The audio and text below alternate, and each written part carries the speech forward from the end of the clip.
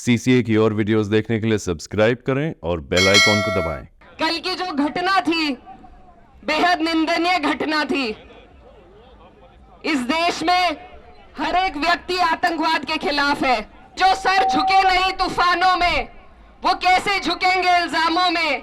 पगड़ी छीनने वालों से कह दो अभी हम खड़े हैं इंसाफ के मैदानों में। जो लोग सत्ता में बैठे हैं, जो आज ना तो किसानों की सुनवाई कर रहे, ना किसी और पक्ष की सुनवाई कर रहे, और जो एक हमें अधिकार संविधान से मिला है अपने विरोध को दर्ज कराने का, उसमें भी ऐसे आतंकी प्रवृत्ति के लोगों को भेजकर अगर हम पे हमला होगा तो ये किसान वर्ग कभी बर्दाश्त नहीं करेगा। बाबा राकेश टिकैत जी, बाबा नरेश टिकैत जी के साथ खड़े होने के लिए आई हूं कि महिलाएं हो, मुसलमान हो, जाट हो, गुज्जर हो, राजपूत हो, कोई भी धर्म जाति का व्यक्ति हो, बाबा जी सब आपके साथ खड़े हैं। और आपसे पहले इनका विरोध हम करेंगे। हम विरोध करेंगे, संवैधानिक मूल्यों के साथ करेंगे और अपनी बात को पहुंचाने का काम करेंगे। अपनी बात संवैधानिक मूल्यों के तहत सरकार तक पहुंचानी है कि वो कार्रवाई करे ऐसे तत्वों पे जो इस तरीके से समाज में भेदभाव और नफरत पैदा कर रहे हैं। उसूलों पे जब आँच आए तो टकराना जरूरी है, जिंदा हो तो जिंदा नजर आना जरूरी है। जय हिंद, जय भारत, जय भारतीय किसान टिकैत। बहुत बहुत धन्यवाद शर्मा जी का। भाई बैठ गए यार, खड़े क्यों हो गए सारे? बैठ जाओ, सामने से बैठो। इधर मीडिया वालों को अपना काम कर लो और बैठ जाओ। सबसे निकट हो तो बैठो सबको। मुजफ्फरनगर जीआईसी ग्राउंड में यहाँ पर उपस्थित भारतीय किसान यूनियन के राष्ट्रीय अध्यक्ष बाबा नरेश टिकैत जी, भारतीय किसान यूनियन के राष्ट्रीय प्रवक्ता बाबा राकेश टिकैत जी, मुजफ्फरनगर से हमारे सबके बड़े आदरणीय सांसद हरिंदर मलिक जी, मेरठ से चल के आए मेरे बड़े भाई अतुल प्रधान जी, और तमाम जितने भी नेतागण यहाँ पर उपस्थित हैं, और जितने भी किसान भाई हमारे दूर दूर से चलकर यहाँ पर आए हैं, सबसे पहले मैं दिल की गहराई से आपका धन्यवाद देना चाहती हूँ कि बाबा नरेश टिकैत जी की एक आह्वान पे आप लोग यहाँ पर उपस्थित हुए। ये हमारी ताकत है, हमारी एकता है जो इस ग्राउंड में आप दिखा रहे हैं, और यही ताकत है जिसको हमें सुनिश्चित करना है, अनुशासित रूप से बना करके चलना है। कल की जो घटना थी बेहद निंदनीय घटना थी। इस देश में हर एक व्यक्ति आतंकवाद के खिलाफ है। पहलगाम में जो हुआ, हम सब उसकी कड़े से कड़े शब्दों में निंदा करते हैं और उन आतंकियों पर लानत भेजते हैं यहां से।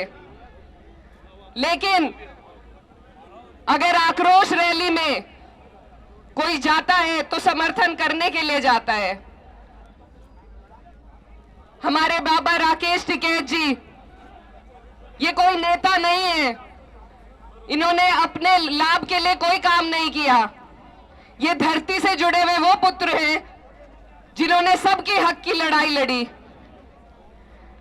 कहीं भी जहां हम विवाद देखते हैं, सबसे पहले अगर हम किसी व्यक्ति का नाम सुनते हैं कि वहां सुलह कराने दो गुटों में अगर कोई सबसे पहले पहुंचता है, चाहे हरियाणा हो चाहे उत्तराखंड हो, हमारे बाबा राकेश टिकैत जी वहां तक जाने का काम करते हैं। हर गलत बात का विरोध करना, आपकी हमारी आवाज को सरकार तक पहुंचाना, क्या ये गलत है?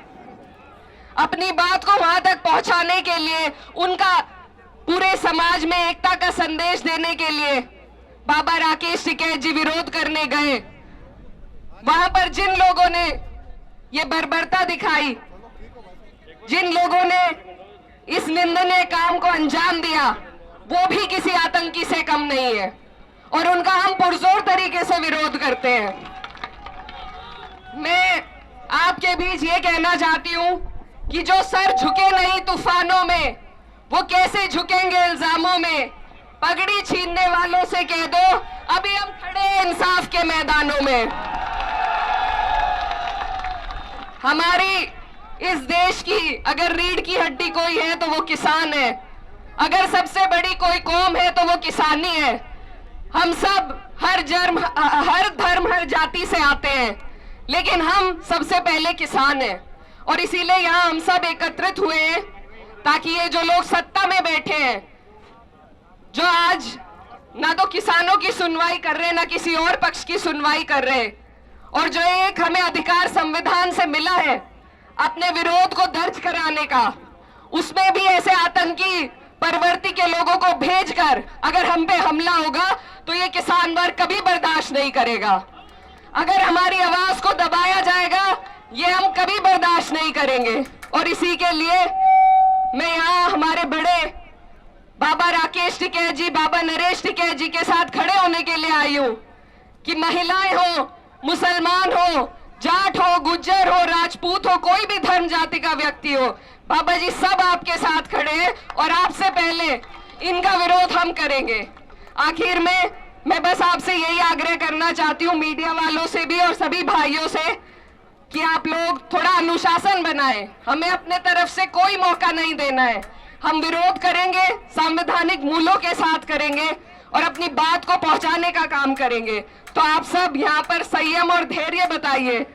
कल जो मौसम था ठंडा था, आज आपके गुस्से ने मौसम को भी गर्म कर दिया है, लेकिन उस गुस्से को हमें एक व्यवस्थित तरीके से अपनी बात संवैधानिक मूल्यों के तहत सरकार तक पहुंचानी है कि वो कार्रवाई करे ऐसे तत्वों पे जो इस तरीके से समाज में भेदभाव और नफरत पैदा कर रहे हैं। अपनी बात को खत्म करने से पहले मैं सिर्फ यही कहना चाहती हूँ कि उसूलों पे आँच आए तो टकराना जरूरी है। उसूलों पे जब आँच आए तो टकराना जरूरी है। जिंदा हो तो जिंदा नजर आना जरूरी है। बहुत बहुत धन्यवाद। बहुत बहुत धन्यवाद जी। भाई रतन मान जी होंगे, हरियाणा के प्रदेश अध्यक्ष है हमारे।